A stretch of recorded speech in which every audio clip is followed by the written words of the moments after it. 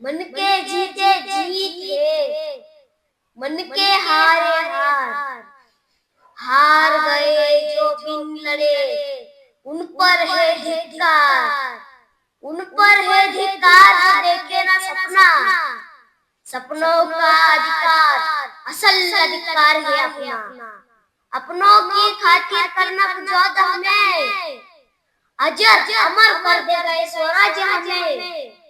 तू माटी का लाल है, कोई कंकड़ या धूल नहीं। तू समय बदल के रख देगा, इतिहास लिख देगा भूल नहीं। तू बोल का पहला तारा है, परिवर्तन का एक नारा है। यह अंधकार कुछ पल का है, फिर सब कुछ कुछ तुम्हारा है। सेवक का आखिरी मुजरम स्वीकार कीजिए राजे। जा रहे हैं आपके शत्रुओं के चोट पर लगने। हमने कहा था हम नमक है महाराज, हम नमक है। तुम नमक नहीं चंदन हो कभी, तुम तिलक हमारे माथे का।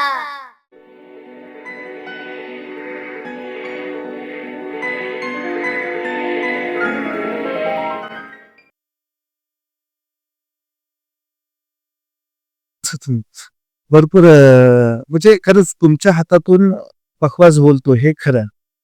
हे सगळं गुरुजींचा हा आशीर्वाद आहे.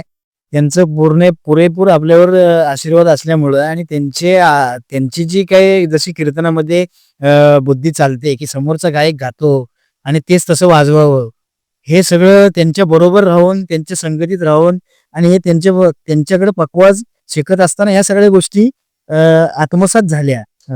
आणि आज देखील आम्ही ते वाजवायला असले की आम्ही जास्त त्यांचा पखवाज ऐकतो. त्यांनी कुठं कसं वाजवलं, काय वाजवलं, गायकाने एखादा चक्रधार गायलाय तर तो चक्रधारच वाजवावा, असे बरेचसे वादक आहेत. तर ते कसं वाजवताना त्यांनी महाराजांनी जर गाणाऱ्यांनी तो जर चक्रधार गायला असेल तर तुम्ही चक्रधार वाजवा, हे आज देखील आम्हाला आमचे गुरुजी सांगतात की त्यांनी जर चक्रधार गायला असेल तर तुम्ही चक्रधार वाजवा. त्यांनी चक्रधार गायलेलं नाही, 16 मात्रा गायलाय किंवा 8 मात्रा गायला तर तू 8 मात्राच वाजव. त्यासाठी त्या ठिकाणी चक्रधार एवढा कशासाठी वाजवतो, अशी त्यांची शिकवण आम्हाला आहे. की आज त्यांच्या मुले ह्या सगळ्या गोष्टी येतात की एखाद्या महाराजांनी एखादा शब्द वापरावा आणि आम्ही तो पखवाजातून काढून दाखवावा. ही सगळी कला त्यांची आहे आणि त्यांच्या अनुकरणानुसार आम्ही त्यांच्या आशीर्वादाने हे सगळं चालतंय आज. असं नाही, खरंच खरंच मी असं ऐकलंय हे जे पखवाजाचं जे शिक्षण आहे हे संपतच नाही कधी, नाही अरे गोल कधी समोर की असंही ऐकलंय की आजही समीर महाराज आजही सुनील महाराजांकडून बोल घेतात, नाही का? होय होय. ते शिक्षण संपतच नाही, रंपत नाही. आणि उलट तुमचं भाग्य आहे त्यात की गुरूंकडून अजूनही आपण शिकतो. ही ही कल्पनाच किती भारी आहे. होय. आणि कसं हे शिक्षण जेवढं तुम्ही शिकत जाल तेवढे बोल वेगवेगळे तुम्हाला भेटत जाणार. खूप खूप खोलवा दाल आहे त्याच्यात, खूप प्रकारचे बोल येतात. त्याच्यामुळं जेवढं तुम्ही अभ्यास अगदी आपलं आयुष्य आहे तोपर्यंत करत राहू शकाल तेवढा अभ्यास आहे त्याच्यामध्ये. आपल्यालाच वेळ कमी आहे की आपण त्यांच्या परत पोचणे. आपल्याला आता कार्यक्रमाच्या ह्याच्यातून थोडस इकडे तिकडे होईल, सारखे कार्यक्रम असल्यामुळं सकाळी कार्यक्रम संध्याकाळी कार्यक्रम, त्याच्यामुळं कधी कधी गुरुजींच्या बरोबरचा संपर्क आता थोडासा हे होतो. पण अगदी आवर्जून आम्ही भेट घेतो, काही चर्चा करतो, काही बोल घेतो. या गोष्टी अजून चालू आहे आणि या चालू अगदी असंच ठेवावं लागणार, त्याशिवाय बदल होत नाही. नाहीतर तिथंच रशी तुटली की मग ते जेवढं आहे तेवढंच आपल्याला तो मटेरियल द्यावा लागणार. नाही ही जुनी जी काच आहे ती तुटली नाही पाहिजे. कारण जोपर्यंत गुरु आपल्या सोबत आहे तोपर्यंत आपण ही कुठेतरी नाही का, म्हणजे एखाद्या पतंगाची दोज एखाद्या धडधाच्या हातात आहे, बरोबर नाही का, तोपर्यंत पतंग कुठे भरकटणार. आपली सुद्धा जी डोर आहे ती आपल्या गुरूंच्या हातात आहे. म्हणून तुम्ही आणि ते तसं राहणारच आहे. तुम्ही मला एकदा विचारलं होतं, श्याम महाराजांचं कीर्तन चालू होतं आणि कीर्तन चालू असताना आपल्या दोघांचे इशारे व्हायचे, नाही का? होतात आमच्या गप्ती जप्ती चालू कीर्तनात होत असतात, आम्ही इशारा एकमेकांना करत असतो. मग समीर महाराजांनी मला एक विषय असा चालू होता श्याम महाराजांचा, म्हणजे माझ्या वडिलांचा विषय कीर्तनात असा चालू होता की जसे वाजवणारे तर भरपूर होतात, नाही का, वाजवणारे भरपूर होतात पण कुठेतरी एक असं वाजवणार होतो तो कुठे सापडत नाही का. हो, गाणार भरपूर होतात, पण असा कोणतरी गाणार असतो की त्याची शैली वेगळी असते, वाजवणाऱ्याची शैली वेगळी असतो. कीर्तनकार सगळीकडेच होत नाही का. असं म्हणतात की लाखात एक कीर्तनकार होतो नाही का. हजारो माणसात एक वारकरी होतो, तसा लाखात एक कीर्तनकार होतो. कधीच कुठल्या एका गावात 2 कीर्तनकार खवत नाही का. असा एक विषय चालू व्हायचा. आणि तुम्ही मला एक इशारा केला होता, अरे एका गावात एक, मग तुम्ही तर दोघे आहात, तुम्ही एका घरात कसे, म्हणजे तुम्ही तो, म्हणजे आम्ही बोललो नाही पण त्यांच्या इशाऱ्याने तुम्हाला प्रश्न कळला. एवढी आमची बॉन्डिंग झालेली, एवढ्या वर्ष सोबत राहू. आणि तुम्ही मला नाही का विचारलं होतं की तुम्ही दोघे कसे, म्हणजे नाही का. त्यांनी विचारलं की 2 कीर्तनकार एका गावात हे होत नाही, आणि मग तुम्ही दोघे कसे काय, तर मी तुम्हाला इशारा केला, त्याने मी एकच आहोत. म्हणजे आठवते तुम्हाला. कारण का श्याम महाराज आणि मी, आम्ही काही वेगळे नव्हतो. मी जर त्याचा मुलगा असलो तरी आम्ही एकच आहोत. जे माझ्याकडून जे काही चांगले बोल निघते ते त्यांचे, आणि जे खराब आहेत ते माझे आहेत.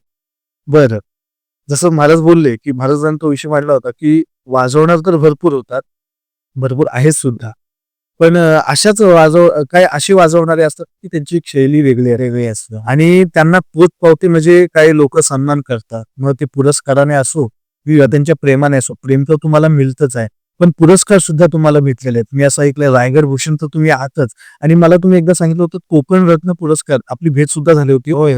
कोकण रत्न पुरस्कार तो सुद्धा तुम्हाला भेटला. आधी मला रायगड भूषण बद्दल सांगा, तुम्हाला रायगड भूषण कधी आणि कसं भेटला, म्हणजे काय काय काय तो क्षण होता, काय तुम्हाला वाटतं तेव्हा ते भेटल्याच्या नंतर. तर आपण गेली आता 25-30 वर्ष झाली आपण पकवाजात आहे. तर ह्या परिसरामध्ये दुसरं कोण वादक नव्हताच. म्हणजे त्यावेळेला आपलंच थोडंसं क्लासिक. तर आपल्या परिसरामध्ये एवढ्या आपल्या महाड भागामध्ये, इकडे विनेरा आपला, त्या भागामध्ये पकवाजगार दुसरा क्लासिकल कोणी नव्हता. आणि परिसरात सगळीकडे फिरत असताना आपलं नाव झालं ना पूर्ण इकडं परिसरामध्ये. परिसरातले मंडळीच आपल्याला काही गोष्टी, बाबा चला आज हे यांचं कार्य मोठं आहे, तर काही गोष्टी इकडे तिकडं, म्हणजे ते जिल्ह्याचे जे अधिकारी, इकडे तिकडे जे कलाकार मंडळींना जे रायगड भूषण, बाबा चला हे आज आपल्या रायगडचे कलाकार मंडळी आहे, किंवा याच्यातून कीर्तनकार मंडळी आहे, पकवाजगार मंडळी आहे. मग अशा पकवाजगार मंडळी किंवा कीर्तनकार मंडळींना थोडासा इकडचा जे आज त्या परमार्थाच्या सेवेत किंवा पांडुरंगाच्या सेवेत आज ते तत्पर आहेत, तर अशा मंडळींना थोडंसं अशा काही गोष्टी केलं तर कार्य थोडंसं अवस्थित करण्यात दिली नाही.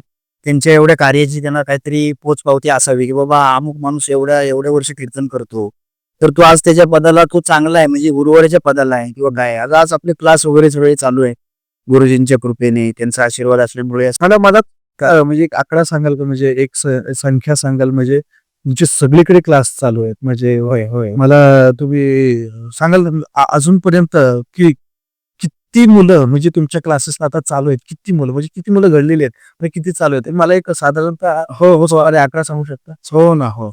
आता महाडमध्ये आपला एक क्लास प्रथमतः तिथे चालू आहे, महाड विठ्ठल मंदिर त्या ठिकाणी बाजारामध्ये. आणि तो एक क्लास एक मंडणगडमध्ये आहे, लाठवण सुतारवाडी मध्ये तिथे चालू आहे. आंग्रेकोण त्या ठिकाणी चालू आहे क्लास. आपल्या घरी सुद्धा काही विद्यार्थी येतात, घरी सुद्धा चालू आहे. आणि तुम्ही सुद्धा गावातले ठरवतात तुम्हाला, म्हणजे तुम्ही या गावात या परिसरात या. हो तसंही चालू आहे. एक लाटवण सुतारवाडी मध्ये जो क्लास चालू आहे तिथं 15-20 विद्यार्थी आहे. आणि सेपरेट जे काही क्लासेस आपण घेतो ते, की आमच्या मुलांना तुम्ही सेपरेट शिकवायला या, ते तसेही क्लास आपले चालू आहेत. असं आहे. असे सुमारे म्हणजे किती मुलं तुम्ही, म्हणजे किती मुलं घेणार, तरी साधारणतः 100 एक विद्यार्थी, 100 एवढीच विद्यार्थी आता जुनी खूप जण अजून शिकतायत, अजून मुलं घडलेली आहेत. हो अजून चालू आहे. काही वाजतच आता, तुम्हाला माहिती आहे, तुम्ही बरोबर येतात कार्यक्रमामध्ये वाजत. मी सांगतो, आजही आम्हाला काही मुलं, लहान मुलं वगैरे ज्यांना वाजवण्याची आवड असते, पकवाज वाजवण्याची, जेव्हा आम्हाला विचारतात, की आम्हाला नाही का विचारतात, महाराज तुमच्या कोण ओळखीचं कोण असेल तर सांगा, हे तू वाजवणार वगैरे. तेव्हा जेव्हा आम्ही नाव कोणाचं सुचवतो तर ते समीर महाराज, कसं आमचा हक्काचा माणूस, समीर महाराजांकडे जा. मग आम्ही त्यांना विठ्ठल मंदिराचा ऍड्रेस देतो. तर मी तुम्हाला सुद्धा सांगतो, जर का तुमच्याही मुलांना जर का पकवाज वगैरे शिकायचं असेल, जर महाराजांसारखं एकदम वाजवणं ज्याला आवड असेल, तर तुम्ही त्यांना पाठवू शकता. महाडमध्ये जर का महाडमधले असतील तर विठ्ठल मंदिरात पाठवू शकता. शिवाय काही हे असेल तर तुम्ही यांना संपर्क करू शकता. गावोगावी सुद्धा तुम्ही क्लास घेतात. तिथे सुद्धा मुलं शिकत आहेत. तर महाराजांचा मी तुमचे डिटेल्स वगैरे मी इथे सेंड करेनच. त्यांचा नंबर त्यांच्याशी संपर्क साधून तुम्ही त्यांच्याकडून क्लास वगैरे किंवा अधिक काय माहिती असेल ते तुम्हाला महाराज सांगतील. आपला विषय होता पुरस्काराचा. रायगड भूषण पुरस्कार भेटले. तर परिसरामध्ये या सगळ्या गोष्टी कीर्तनकार मंडळी, वाजवणारे असे काही आहेत. तर त्या ठिकाणी असा प्रसंग आला की तिथं रायगड जिल्ह्याचे जे जिल्हा अधिकारी असतात, तर त्या मंडळींनी बाबा ह्या आपल्या परिसरामध्ये कोण कोण आहेत असे कलाकार. मग त्या कलाकारांना साधारणतः बा आपल्याला हे रायगड भूषण पुरस्कार हे आपल्याला सादर करायचं आहे. तर मग त्यांनी जो सर्वे केला त्यावेळेला त्यात आपलं थोडंसं त्यांनी नाव घेतलं की बाबा पक्वाज असं ते पक्वा क्षेत्रामध्ये अमुक अमुक असं असं थोडंसं समीर मिस्त्री म्हणून आहेत. तर त्यांचं नाव घ्या. मग आपल्या महाड विभागातून आपलं नाव घेतलं गेलं होतं रायगड भूषणसाठी. मग ते ज्या वेळेला तिथं आम्ही गेलो त्यावेळेला खूप म्हणजे मंडळी तिथं रायगड भूषणसाठी हॉलापूर भागातली वगैरे मंडळी सगळी तिथं. मग तिथे गेल्यानंतर महाराज तुम्ही सुद्धा आहे का? तर हो असं असं आहे. तर त्यांचं म्हणजे जिल्ह्यावरूनच फोन आला की बाबा तुमचं असं असं करता नाव घेतलेलं आहे. तर तुम्ही अमुक अमुक तारखेला त्यावेळेला 6 मार्च 2000 मला वाटतं 23च्या आसपास आपल्याला ते रायगड भूषण पुरस्कार जाहीर. आणि रायगड भूषण तर खूप जणांना आलेला आहे. पण एक तुम्हाला विशेष पुरस्कार भेटले ज्याची तुम्ही मला स्टोरी सांगितली होती. कोकण रत्न पुरस्कार तुम्हाला भेटलेला. आणि मला आठवतं तुम्हाला तो पुरस्कार भेटल्याच्या नंतर तुम्ही घरी आला होता आपल्या एका महाराजांचं जसं महाराजांचं दर्शन घेतलं. एक विशेष पुरस्कार. मला कोकण रत्न जी मला तुम्ही स्टोरी सांगितली होती तुम्ही प्रेक्षकांना सांगा. कोकण रत्न पुरस्काराची स्टोरी तुम्हाला कसं भेटलं? आता काय झालं एक महाराज होते आपले वारकरी संप्रदायाचे आनंद वारकरी संप्रदायाचे जे ब्रह्मानंद संतोष महाराज बाबा ते त्यांच्याकडं त्यांच्या कीर्तनामध्ये मंडणगडला जाण्याचा योग आला त्यांच्याबरोबर. तर त्यांचं कीर्तन वाजवल्यानंतर त्यांना स्वभाव थोडासा वेगळा वाटला त्यांना. म्हटले दादा तुम्ही पकवाजात किती वर्ष आहात? तर म्हणलो असं असं एवढी 25-30 वर्ष झाली पकवाजाला आहे. तर मग म्हटले तुम्हाला काहीतरी द्यावं लागेल असं ते म्हणायला लागले. ते बाबा म्हणायला लागले. तुमची आवाजाची जादू त्यांच्यावरती झाली. होय. आणि विशेष म्हणजे तिथं आता ते असे बोलल्यानंतर मी म्हणलो बाबा काय त्याची काही एवढी गरज नाही आपल्याला. आपला प्रवास चालू आहे काय नाही काय तुमची आणि आम्ही खरंच महाराजांचा स्वभाव तुम्हाला सांगतो. त्यांचा असू द्या किंवा आमचा असू द्या नाही सत्काराला आपल्याला बोलवतात लोक. आम्ही नाही जात म्हणजे ती एवढी अपेक्षा नाही. तुमचे प्रेम असू द्या सत्काराला आम्ही पण टाळतो. महाराज सुद्धा टाळत असतात. तर मग असं तुम्ही ते टाळत होतं असं सांगितलं. होय तसंच होत होतं. तर मग महाराज म्हणायला लागले की तुम्हाला काहीतरी यावं लागेल. एवढे वर्ष तुम्ही क्षेत्रात आहात म्हणल्यानंतर तुम्हाला काहीतरी थोडंसं तरी त्यातलं काहीतरी द्यावं लागेल. म्हणलं महाराज रायगड भूषण तर मिळालेलं आहे पांडुरंगाच्या कृपेने तुमचा आशीर्वाद सगळ्यांचा. तर तुम्हाला म्हणले आमच्या तर्फे काहीतरी थोडंसं तरी जेव्हा आम्ही फोन करू त्यावेळेला तुम्हाला ते तिथं या तुम्ही त्या कार्यक्रमाला. म्हटलं ठीक आहे चालेल हरकत नाही. तुम्ही ज्या वेळेला बाबा बोलवाल त्यावेळेला आम्ही अगदी जरूर येऊ असं त्यांना आम्ही म्हटलो. तर मग आपले पोलादपूर भागामध्ये मोरगिरी त्या ठिकाणी कार्यक्रमाला त्यांचा कार्यक्रम सप्त्याचा कार्यक्रम तिथे होता. पारायणाचा त्यावेळेला त्यांनी आम्हाला आमंत्रित केलं की म्हणले महाराज असं असं आहे तर तुम्ही तिथे तुम्ही हजर राहा कार्यक्रमाला. तर मग म्हटलं ठीक आहे मला चालेल ना. त्यांनी काय तसं सुचवलं नव्हतं की मला हे पुरस्काराचं आहे किंवा असं वाटलं सत्कार. तर मी आपलं त्यांचं कीर्तन वाजवण्याकरता म्हणलो चला येतो मी म्हणून मी त्या ठिकाणी गेलो. आमचे प्रमोद महाराज मिस्त्री बंधू आमचे त्यांना मग घेऊन त्यांना म्हणलं आपल्याला जायचं आहे असं असं जरा कार्यक्रम अर्जंट महाराजांनी बोलवले आपण जाऊया म्हणून आम्ही निघालो. आणि तिथे गेल्यानंतर कीर्तन वगैरे वाजवून झालं. समाजही खूप होता. सगळे अगदी मंडळी तिकडनं अगदी पोलादपूर भागातली गायनाचार्य मंडळी वादक वगैरे सगळे अगदी तिथे पोचले होते. आणि मग त्या ठिकाणी बऱ्याचशा जणांना तिथं मग त्यांनी बोलवल्यानंतर आम्ही तिथे पोहोचलो. कीर्तन वाजवून झालं आणि मग तिथं सगळ्या मंडळींच्या समोर अगदी संप्रदायाचे सगळी मंडळी होती. आनंद वारकरी संप्रदाय कोकण विभाग सगळा तिथे होता. त्यावेळेला त्यांनी तिथं माईकवर मग जाहीर केलं तिथं की बाबा असे असे पखवाज वादक त्यांना कोकण रत्न पुरस्कार आपल्या वारकरी संप्रदायाच्या आनंद वारकरी संप्रदायातर्फे आपण ते यांना देत आहोत. मग ते त्यावेळेला तो क्षण अक्षरशः म्हणजे डोळ्यातून पाणी आलं की एवढे सगळे वादक असताना आपल्याला सिलेक्ट करावं त्यांनी. अ, तो अगदी एक क्षण म्हणजे अक्षरशः डोळ्यातून पाणी आलं त्यावेळेला की आणि आम्हाला पण सगळं कौतुक वाटतं तुमचं नाव घेताना. तुमचा जेव्हा गौरव होतो, आता आम्ही पण अभिमानाने सांगतो की रायगड भूषण तर आहेतच, पण सोबत कोकण रत्न पुरस्कार भेटलेला आहे म्हणजे खूप सोपी गोष्ट नाही आणि खरंच तुम्ही त्या पात्रतेचे आहात. तर अशा वेळेला तिथं तो भाग आपल्याला म्हणजे पुरस्कार देण्यात आला. खूप मंडळी होती तिथे आणि पुरस्कार घेतल्यानंतर मग आम्ही त्याच रात्रीनं इकडं घरी आल्यानंतर मग दुसऱ्या दिवशी महाराजांनाच भेटायला आलो होतो. त्यावेळेला तुम्ही पण होतात. आपण फोटो वगैरे काढला घेतला होता. तर तो आनंद काही वेगळाच होता. म्हणजे आज आपण एवढे सगळे एकत्र असताना मग हे जे काय आपल्याला मिळालंय ते सगळं आपल्या कृतीच आहे, पोचपावती आहे आणि आपली संगतीत आपण असल्यामुळं ते तुमच्या कृपेनेच आहे. यासाठी आपण फोटो घेतला, इथे आपण महाराजांना भेटलो. या सगळ्या गोष्टी मी कोकण रत्न पुरस्कार हे काय आता शेवटी पांडुरंगाने ते सगळं ज्या वेळेला जसे क्षण येतात ते त्याच्या कृपेने आहे सगळं. आणि हे जे पद जे आपल्याला लागतात, रायगड भूषण असो किंवा कोकण रत्न असो, हे कसं आहे, हे नुसतं पद नाही, पण नाही का म्हणजे ते एक आपल्या मेहनतीची एक एक पोथळ आहे आपल्या. म्हणजे जसं आपण वर्षभर आपण अभ्यासाची तयारी करतो, आपण शिकतो शाळेमध्ये, नाही का, पेपर लिहितो, अभ्यास करून एक्झाम देतो, नंतर मग ओढ कसली असते, रिझल्टची ओढ असते नाही का. रिझल्ट मध्ये आपल्याला किती टक्के भेटलेत, किती मार्क्स भेटलेत नाही का, बरोबर ते बघत असतो. ते जेव्हा रिझल्ट हातात येतो आणि जेव्हा आपण पास झालेला असतो ना, एक पोच पावती आपल्याला भेटते ना, की आपण एवढं केलेलं आहे. मग तो सुद्धा हाच प्रकार आहे. आपल्याला पद भेटलेलं आहे नाही का, बरोबर नाही का. म्हणजे लोक आपल्याला खरंच त्या पात्रतेचे समजतात आणि तुम्ही आहात, तुम्ही त्या पात्रतेचे आहात. आणि अजून माझी अशी इच्छा आहे की तुम्हाला भरपूर रत्न, भरपूर असे पुरस्कार भेटावे. तुम्ही एक पखवाज या दुनियेतले, पखवाज जेवढे वादक आहे त्या दुनियेतले खरे तुम्ही रत्न आहात.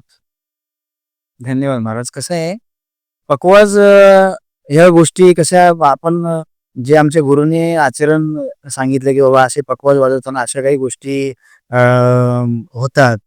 तर त्या प्रसंगाला तोंड देत आपण आपलं जीवन जगलं पाहिजे. आपण एक कलाकार नाही तर वारकरी संप्रदायातले आपण एक वारकरी आहोत.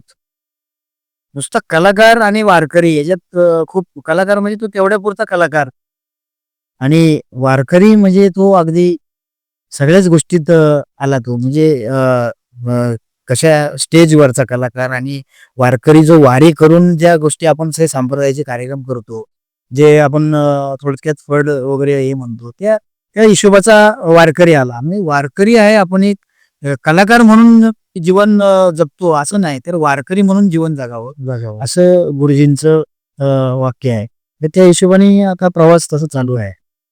तर आता तुम्ही हा गुरूंचा वारसा जो चालवताय, पखवाज वाजवायचा, मी असं सुद्धा ऐकलं की तुमचा सुद्धा वारसा चालवणारा तुमच्या घरी जन्माला आलेला आहे, म्हणजे पखवाज वाजवणार असो. आणि तुम्ही तुम्ही त्याचे व्हिडिओ मला दाखवले होतात. लहान लहान मुलगा आहे, यांचा लहान मुलगा आहे, छोटे छोटे व्हिडिओ आहेत. म्हणजे लहान लहान हात घेऊन तो पखवाज वाजवतोय, त्याचा सुद्धा हात पडायला लागलाय.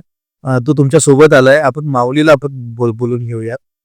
तर माऊली, समीर महाराजांचा सुपुत्र माऊली आपल्यासोबत बसलेला आहे. तर माऊली, मला सांग, कितवीला आहेस तू? तिसरीला आहेस. बरं, मग तू तू तुला कशात आवड आहे? म्हणजे तुला सुद्धा पखवाज वाजायला आवडतं की काय बाकी कुठल्या अजून तुझी आवड आहे? सिव्हिल इंजिनियर बनायचं. वा वा, सिव्हिल इंजिनियर. मी सुद्धा आर्किटेक्चर केलंय. तर तुला म्हणजे पखवाज सुद्धा वाजवायचंय, गायनाची सुद्धा आवड आहे. आणि मी असं ऐकलं तुझ्या पप्पांकडून तुला कीर्तनकार पण व्हायचंय. ओके, लवकरात लवकर कीर्तनकार हो. आम्हाला सुद्धा कीर्तन करायची गरज आहे. म्हणजे जेव्हा आम्हाला जास्तीच्या तारखा येतात, कुठल्या एखाद्याला बुवाला देण्यापेक्षा आम्ही तुला देऊ नाही का, म्हणजे तुला देऊ आम्ही. काय डबल तारखा येतात, मग बुवा मला देतात, मग माझ्याकडे डबल येतात, तर आम्ही तुला देऊ. पखवाज शिकायला लागलाय ना? पखवाज ह्याच्याकडे पखवाज शिकायला लागलाय. आता सध्या त्याचं ताल त्रिताल धिन ना धिन बोल ठेका मेन भजनाचं चालू आहे आणि लग्गे चालू आहे, तोड दिलेली आहे. वाजवतो घडा. हो हो.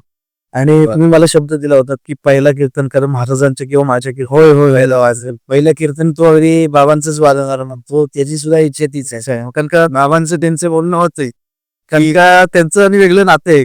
माऊलीचं आणि माझ्या वडिलांचं एक वेगळं नातं आहे. खूप मला बाबांबद्दल काय सांगशील? तुला बाबा किती आवडतात? माझे बाबा आवडतात. खूप का आवडतात? आवडतात. का आवडतात? कीर्तनकार आहेत. कीर्तनकार आहेत म्हणजे ते मला काही ना काहीतरी केलं की देतात, खायला देतात. भेटी झाली की. विचारतात का चहा वगैरे देऊ काय. मग त्यांच्या कीर्तनात वाजवायला आवडेल ना तुला? आणि माझ्या कीर्तनात आवडेल. तर मग लवकरच माऊली सुद्धा तयार होतोय महाराजांच्या मागून आणि लवकरच तो कीर्तनात वाजवणार सुद्धा आहे आणि त्याची इच्छा आहे की तो कीर्तनकार सुद्धा होईल. तर माझी सुद्धा इच्छा आहे की तू लवकरात लवकर कीर्तन सुद्धा करावंस, वाजवावं सुद्धा. आणि मी असं ऐकलंय, तुम्हाला एकदा फोनवर मला महाराजांनी, आम्ही गाडीमध्ये होतो, छावा मूवी आला होता नाही का, छावा, छत्रपती संभाजी महाराजांचा छावा. तर छावाचे सगळे डायलॉग तुम्ही फोनवर मला ऐकवले होते. आठवते तुम्हाला? तुमच्या बाबांनी फोन स्पीकरला ठेवला होता, आम्ही सगळ्यांनी ऐकला गाडीमध्ये. तर तू आपल्या पॉडकास्ट मध्ये जे तुला जे डायलॉग येतात ते बोलून दाखवू शकतोस? कुठले कुठले सगळे डायलॉग बोलशील? बरं ठीक आहे, तुला तुला जे आवश्यक. ओके, माईक वगैरे जवळ. ओके ओके, ठीक आहे ठीक आहे, बोल बोल. माफ करना चंदुगो माटी, हमारी वजह से आपको इस पीड़ा से गुजरना पड़ा, लेकिन इस पीड़ा में ही जीवन का सुख थे महाराज. जब सुदामा को कैसा दर्द, जब हम ही उसके कद, कृष्ण हो उसके कद. काले जा रहे उन्हें जिया कर रहे हो क्या? तुम्हारे शब्द इच्छाधारी हथियार है, कभी तीर बन जाते हैं तो कभी तलवार. चंदुआ मात्य, याद है हमने आपसे कहा था कि हम आपसे कविताओं की प्रतियोगिता करेंगे, लेकिन आप ही इस प्रतियोगिता के विजयी है. मन के जीते जीत है, मन के हारे हार. हार गए जो बिन लड़े, उन पर है धिक्कार. उन पर है धिक्कार जो देखे ना सपना. सपनों का अधिकार असल अधिकार है अपना. अपनों की खातिर करना कुछ जाता हमें, अजर अमर कर देगा ये स्वराज्य हमें. तू माटी का लाल है, कोई कंकड़ या धूल नहीं. तू समय बदल के रख देगा, इतिहास लिख देगा भूल नहीं. तू बोल का पहला तारा है, परिवर्तन का एक नारा है. यह अंधकार कुछ पल का है, फिर सब कुछ तुम्हारा है. सेवक का आखिरी मुजरम स्वीकार कीजिए राजे. जा रहे हैं आपके शत्रुओं के चोट पर लगने. हमने कहा था हम नमक है महाराज, हम नमक है. तुम नमक नहीं चंदन हो कभी, तुम तिलक हमारे माथे का. कविता ही खत्म हुई राजे. अंत में जीतों की हुई, जने मानस के धूप रहोगे, चरम चमकती धूप रहोगे. प्रसन्न रहे माता जगदम्बा, ओ छत्रपति, ओ साचर्य संभा. हम नमक है महाराज, हम नमक है. तुम नमक नहीं चंदन हो कवि, तुम तिलक हमारे माथे का. थँक्यू. हर हर महादेव. वा. अरे तुला तर मग तुला अभिनय क्षेत्रात यायला पाहिजे. जसं मी अभिनय क्षेत्रात काम करतो तर तुला पण तिकडे यायला पाहिजे. महाराज बघा, कारण का तू फक्त डायलॉग बोलला नाही, त्यांनी त्याच इमोशन मध्ये त्याच भावात तो बोललाय. छंदोगा मातेचं पण डायलॉग बोललाय तो आणि छावा म्हणजे संभाजी महाराजांचे सुद्धा डायलॉग बोललाय आणि त्याच इमोशन मध्ये, त्याच माझ्या अंगावर अक्षरशः काटा आला जेव्हा शेवटला तो बोलला. खरंच खूप भारी. आणि मला असं वाटतं की हे डायलॉग बोलायला त्याला बाहेरून लोक बोलवतात. होय, काहीतरी गावला गडावरती सुद्धा जाऊन आला तो आणि तिथे खूप लोकांना अगदी चांगला प्रतिसाद दिला की नाही खूप छान लागली. आणि रायगडावर सुद्धा तिकडे स्कूलच्या तर्फे जाण्याचा योग येणार आहे. तो येईल त्यावेळेला तुम्हाला आम्ही कळवू जरूर लागेल. नाही नाही नाही, तुम्ही लक्ष द्या ह्या गोष्टीकडे, कारण अभिनय क्षेत्र माझं सुद्धा लक्ष असेल त्याच्याकडे. होय. अभिनय म्हणजे त्याची बोलण्याची पद्धत फार आहे. पाठांतर तर आहेच चांगलं, कीर्तनकार तू तर होशीलच मला असं वाटतंय, पण तू अभिनय क्षेत्रात सुद्धा हा मुलगा जाऊ शकतो. माझ्या पॉडकास्ट माझा एवढा परिवार पॉडकास्ट मोठा नाही आहे, काही कमी अजून सबस्क्रायबर आहेत, पण जर का कोणी नोटीस केलं तर हा मुलगा एक चांगला होऊ शकतो, मला खात्री आहे. तर याच्याकडे थोडंच लक्ष द्या. तर आज आपल्यासोबत रायगड भूषण, कोकण रत्न हरिभक्त परायण समीर महाराज मेस्त्री यांच्याशी गप्पा मारून खूप भारी वाटलेलं आहे. माझा पहिला पॉडकास्ट आहे, पण पहिला पॉडकास्ट असून मला सुद्धा तुम्ही सांभाळून घेतलं आणि मला असं वाटतं तुमचा सुद्धा पहिला इंटरव्ह्यू आहे. तर खूप भारी वाटतंय आणि तुमच्या मुलाशी चर्चा करून आणि तुमच्याशी चर्चा करून खूप भारी वाटलेलं आहे. आणि मला नक्की खात्री आहे की प्रेक्षकांना सुद्धा आपली झालेली चर्चा आहे ती सुद्धा त्यांच्यापर्यंत चांगली पोहोचेल आणि त्यांना सुद्धा चांगले आवडेल. तर माझी फक्त एवढीच इच्छा आहे की तुम्ही सुद्धा आपल्या पॉडकास्ट चॅनलला प्रेम द्या, माझ्या व्हिडिओला लाईक करा, चॅनलला सबस्क्राईब करा आणि ह्या व्हिडिओ जास्तीत जास्त तुम्हाला जेवढं शेअर करता येईल जास्तीत जास्त तुम्ही शेअर करा आणि लवकरात लवकर आपल्या व्हिडिओला सपोर्ट करा आणि लवकरात लवकर ही व्हिडिओ तुमचा याचा पुढचा भाग आणि जे काय याचे भाग असतील किंवा एका नवीन व्यक्तीसोबत आपण लवकरात लवकर पॉडकास्ट सुरू करून त्या गप्पा तुमच्यापर्यंत पोहोचवतो. रामकृष्ण हरी. रामकृष्ण.